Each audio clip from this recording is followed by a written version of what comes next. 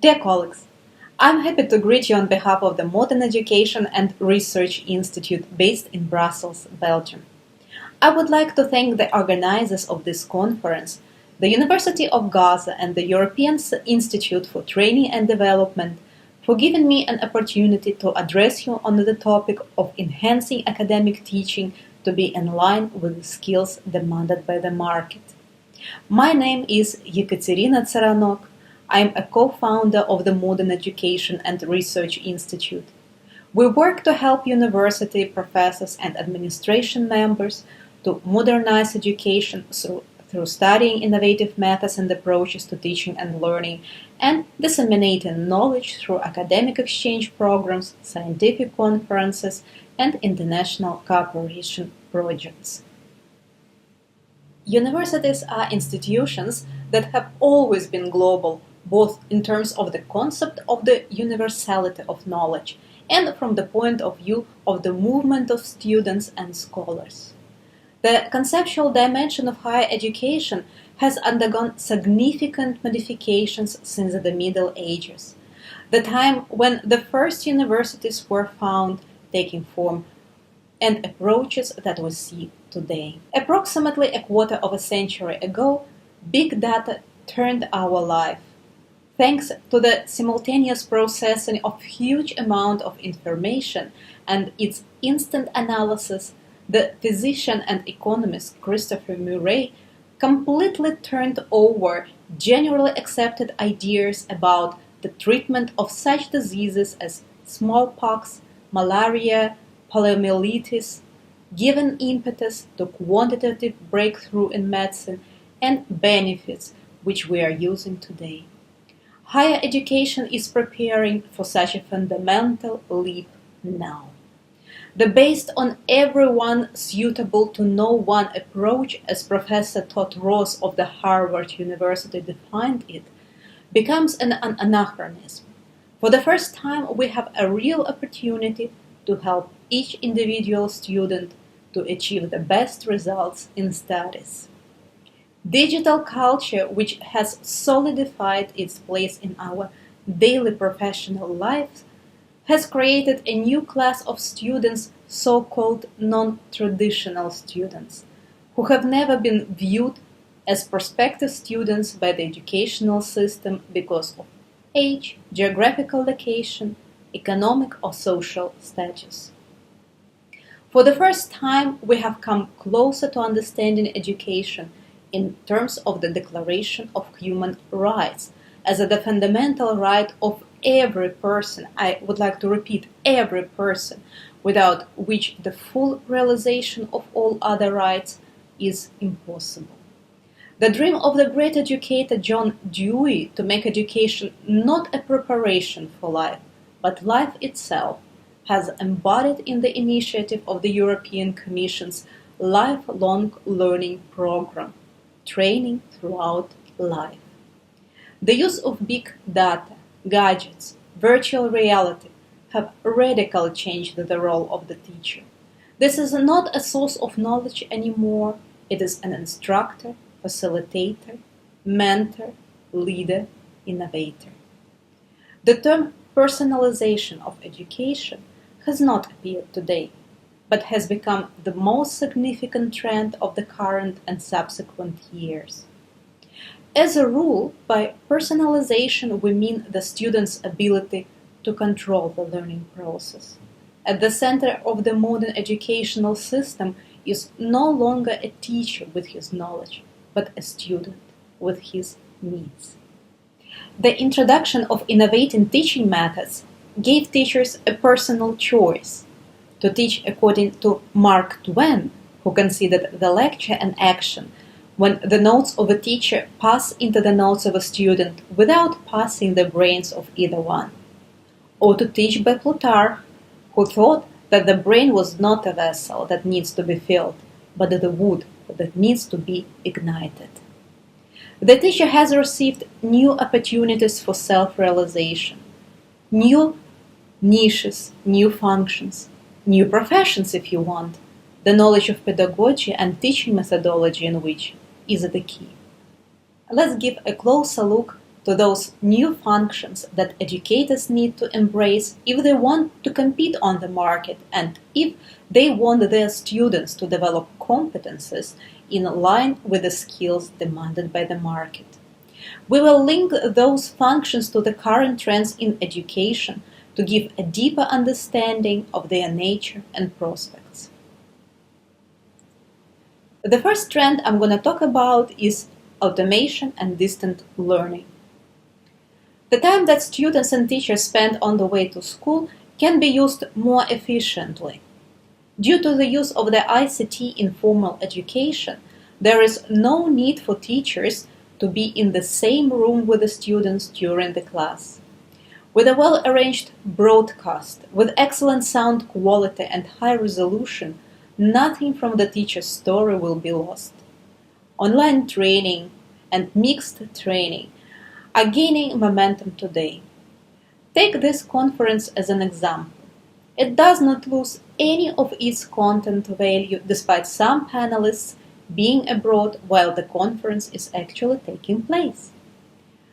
Thus, the idea of the need for physical presence in the classroom is due only to an established tradition. Exception can be made for sports trainers and ballet instructors who shall be there to help students correcting their posture and position. But for reviewing errors in examples, explaining physical laws, or demonstrating experiments, virtual presence, like we are experiencing today, is enough.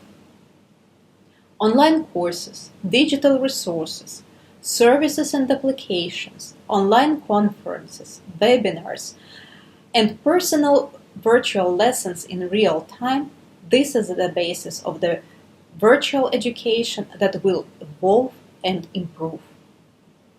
Curator of the online platform is the emerging function or profession. He combines online courses for distance learning, adapting the requirements of specific disciplines to the online environment, administers the work of the platform, solves communication problems between educators and students. The next trend is open educational resources. Internet is a huge and constantly updated textbook, which will always be more relevant than the newest book published by a printing house. The problem is, without beacons, without navigation charts, a student can simply drown in the sea of information in the Internet. Even school pupils are quite capable of drawing knowledge in all subjects from open sources. If they can read material online and watch video courses online, working on the textbook together with the teacher only duplicates the information and wastes the time of both. But the teacher can help shape the search criteria, teaches how to separate valuable information from the online trash, and offers an effective method of processing the material. The ancient philosopher Socrates demonstrated his method of meiotics, based on asking and answering questions to simulate critical thinking and to draw out ideas and underlying presumptions. Exactly like in ancient Greece, it is required from the modern teacher to find out in the dialogue the volume of knowledge that the student possesses, as well as to give him an idea of where and how to search for information, how to evaluate it, and how to interpret it. Instructor on Internet surfing is an emerging function or a profession in this domain. He forms critical and logical thinking, helps to separate important from unimportant, explains which resources can be trusted and which ones are harmful, teaches media literacy and network security. Web psychologist is another good example of the new niche in pedagogics. He understands online environment and nature of Internet socialization of children and adolescents, helps students overcome such problems as Internet hijacking, cyberbullying, and encounter with traumatic content. The next trend we are going to speak about is development and support of talents. Personal supervision of each individual student is essential to reveal areas of study where a student is good at and help him grow in them, however, not at the expense of other subjects. The task of the personal curator is to understand other people's needs and talents and to support the student, keeping track of his progress. For this, it is not necessary to be a teacher of all disciplines at once. It is necessary to see the picture as a whole and to have a general idea of the educational material. Such an expert shall be able to accompany the educational route of a student for a long period, participate in the development of his personalized educational program, help him identify areas of study that will excite him most, and further on recommend the trajectory or career development. In this regard, the interdisciplinary tutor shall supervise the personal study path of a student, participate in solving private educational problems, communicate with the program advisors and subject professors. The next niche for an educator to excel and compete better on the market would be psychology of education. The pace of our life gives rise to a request for maximum productivity and health. We all sleep differently. We have different phases of activity and different metabolism. We study differently as well. Our diet, consumption of energy, the rate of loading after we wake up affect our activity, productivity, and ability to concentrate. Some students light up faster, but also lose interest quickly. Others are more inclined to systemic work. The same applies to adults, isn't it? Many educational problems can be solved by the organization of physical activities in accordance with the needs of the particular student and not when there are possibilities in the busy schedule. Such, for example, the research of the Massachusetts Institute of Technology revealed the positive influence of the kinesthetic approach to the development of the students' problem-solving skills.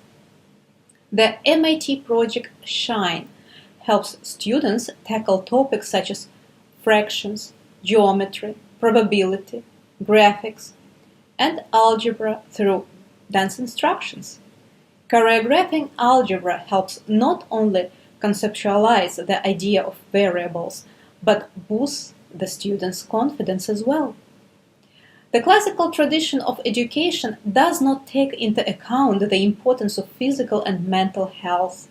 However, working with the personal advisor on physical training and daily routine can make learning science more efficient and also helps students feel better. Sometimes it turns out that in order to memorize an amount of information that seems unrealistic, it is needed just to understand general principles of the memory work and learn memorization techniques. Exercises to develop the reaction, attention, speed of thinking have been developed hundreds of years ago. However, the practice of purposeful improvement of cognitive functions at school or universities have never been massively applied. Is it difficult for us to teach our students to apply interval repetition, association, mind drawing, making a story to get better in memorizing and processing learning material? I don't think so. Nowadays, there are a number of mobile applications for brain stimulation. For example, Lumosity, Elevate, Neuronation. These are applications and services designed to develop speed, intelligence, concentration that can be used in class or autonomously by every student or teacher. There are reasons to believe that in a few decades the development of cognitive abilities, oral counting, and reading speed, memorization and intellectual productivity techniques will be in the spotlight. Armed with special devices and programs, a brain fitness specialist will help students pump up brain power. The new academic function here, brain coach, will help achieve concentration and productivity, work out brain, give educational and psychological recommendations, work with neurointerfaces. Lifestyle trainer is not a simple sport instructor. His competences do not end at the gym. He makes up training plan, assesses the indicators of wearable gadgets, gives recommendations on nutrition and sleep, supervises regular exercises targeted to increase well-being of the students and not the weight of his muscles.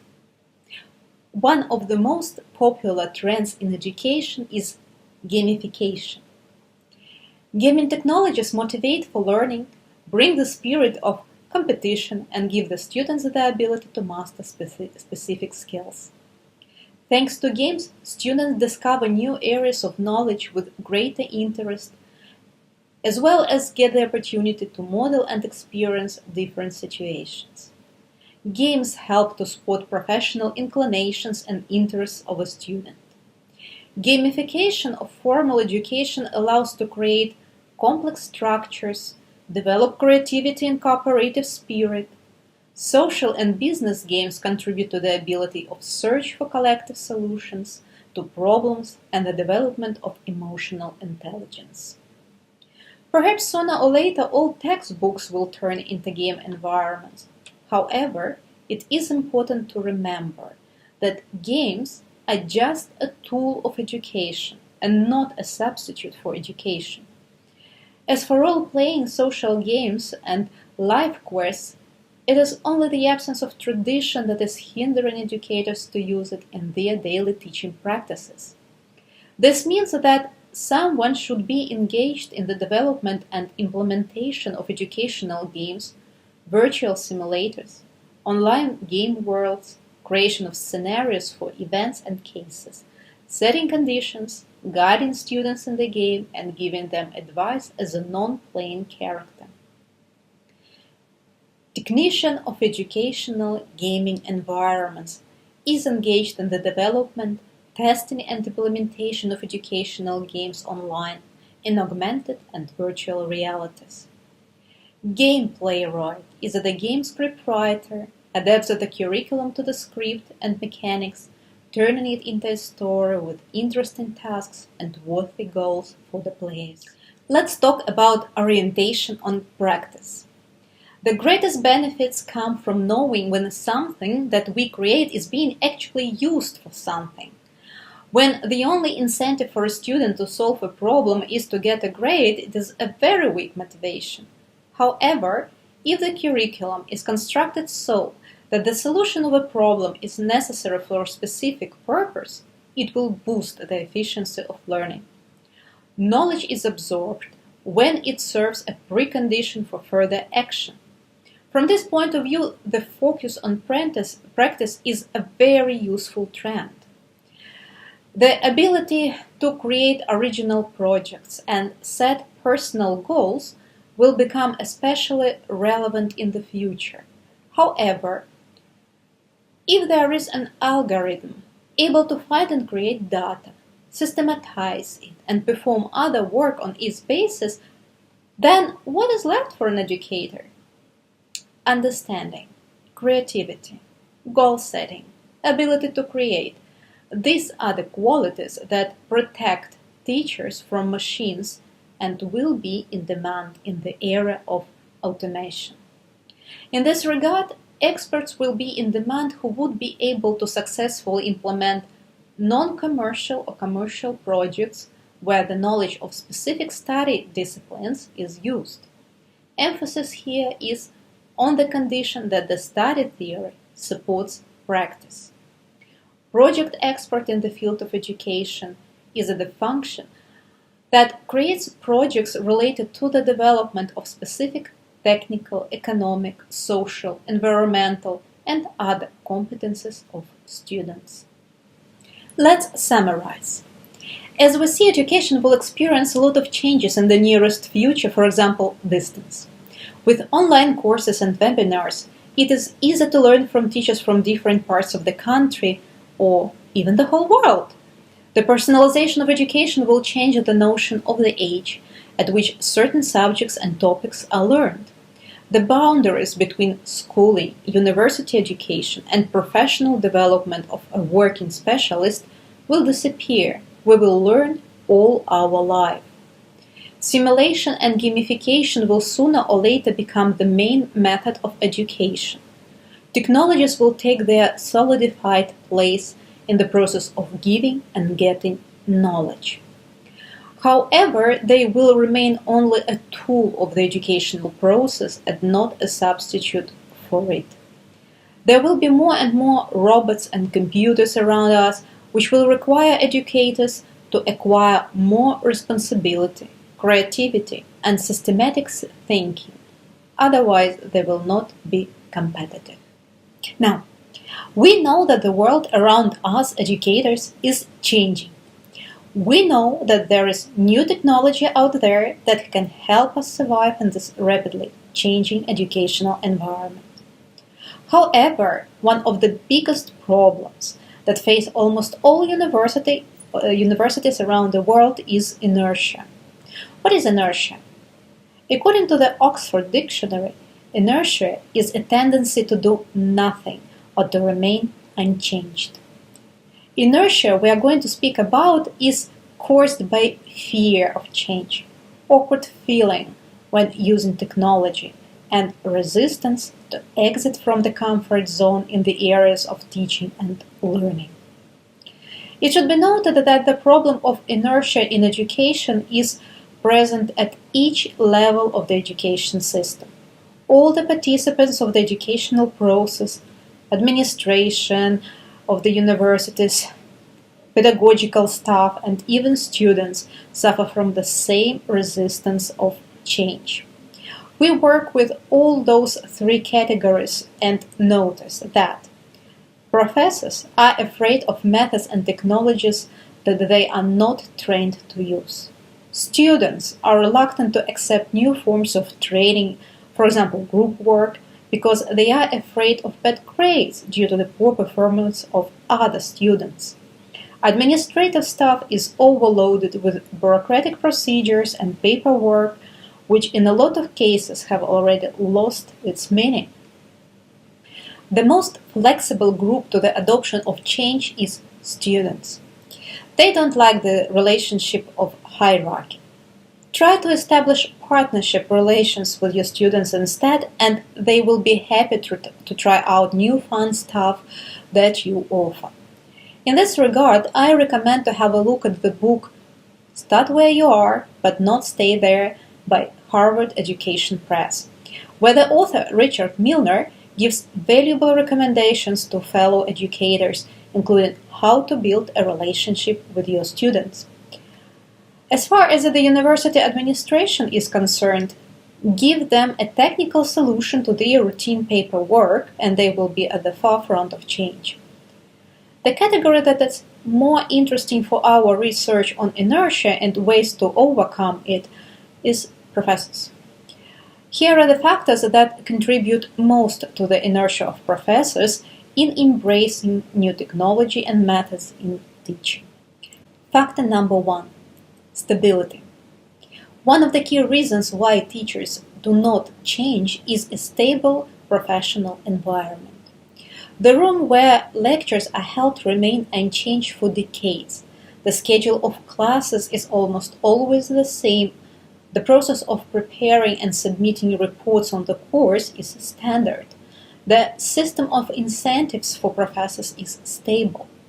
The revolution in education that is going on in the world today does not in any way affect the routine life of the rank-and-file professor. So he sincerely does not understand why to change. Factor number 2. Identification of professors. What does it mean to be a professor of the university? How is this question answered in your university?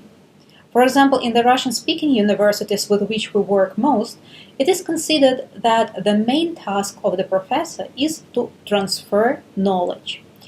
However, in the prestigious European schools or American colleges, the role of a professor is to moderate and mentor the process of creating and getting knowledge by the student. Depending on how the mission of a professor is determined by his professional environment, he adjusts and acts within those limits. Factor number 3. The old-fashioned format of communication with students. From the early steps of his career, Professor enters the educational environment where the relationship between professors and students has been shaped for decades or even centuries. In most cases, at least in the Russian-speaking universities, feedback from students is expected only during the practical seminar classes. It means that a huge distance in the teacher-student communication has become the norm for both sides.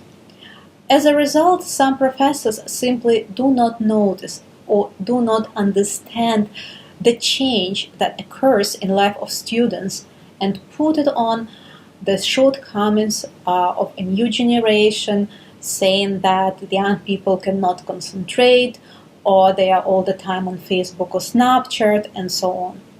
As a result, the motivation for learning is lost for both sides. However, not all the professors are willing to face the real reason, and therefore blame the students. Factor number 4. Discomfort and anxiety. When a professor decides to introduce innovative practices into his teaching, he takes a huge risk and thus creates a situation in which he must give up certain methods tested by time. And it is quite stressful. For professors who prefer not to go beyond the comfort zone, it is very comfortable to resist the change. The 5th factor, public speaking. The most common format of education is telelecture. The professors are thus experts and leaders of knowledge, and like an actor performing on stage, certain professors get a lot of drive and energy from being in the center of attention. The shift to more student-centered education might also be a reason for resistance in the adjustment in the teaching practices. Now I would like to add a few reasons based on my own experience working with the professors from the countries of the Eurasian Union, such as Russia and Kazakhstan. Factor number 6. The workload of professors in the countries of the former Soviet Union. Unlike European colleagues who practically do not spend time filling out administrative documents that have long been substituted by more efficient electronic forms, we constantly hear from our students, professors of the Russian-speaking universities, about the paperwork and administrative reports that they have to complete, which takes all their free time that could be invested into research or learning new methods in teaching. It should also be taken into consideration that in European universities, professors devote about 20–30% of their time to actually teaching. In the universities of the former USSR, the lecturing hours take up to 80% of the professor's working time. It is clear then why many professors simply do not have any more energy or time left to innovate. Reason number 7. Professors are the worst learners sometimes. The common position is here, we know this all. Professors often take a defensive position in regard to their colleagues who, for example, try to show them new methods of teaching. You can say that professors are often bad learners because in their understanding, a professor is someone who should know everything, especially if he has dozens of years of experience. Due to this position, it is much more difficult to perceive new knowledge, and the probability that this knowledge will be used is very low. And the last reason, reason number 8, professional worldview does not go beyond the boundaries of the university. Working with professors from the Eurasian Economic Union, we noticed that there are plenty of professors who have no idea what is going on in the educational environment worldwide, and most importantly, they have no idea how those global developments will affect each of them in the nearest future. Therefore, they plan to start modernization of their professional activity not in due time while the changes are actually taking place, but only after the administration of the university or the Ministry of Education will demand this. Obviously, at that stage, it will be already too late, and other colleagues will take the leadership role in educational change and innovation. Therefore, our ultimate recommendation is to wake up and start learning and implementing new technology in teaching practices. Of course, not all innovations in the world work, but has the humanity stopped innovating? Thank you, dear colleagues, for your attention. I will be glad to continue sharing my knowledge and observations with you during the Q&A session or by email after the conference.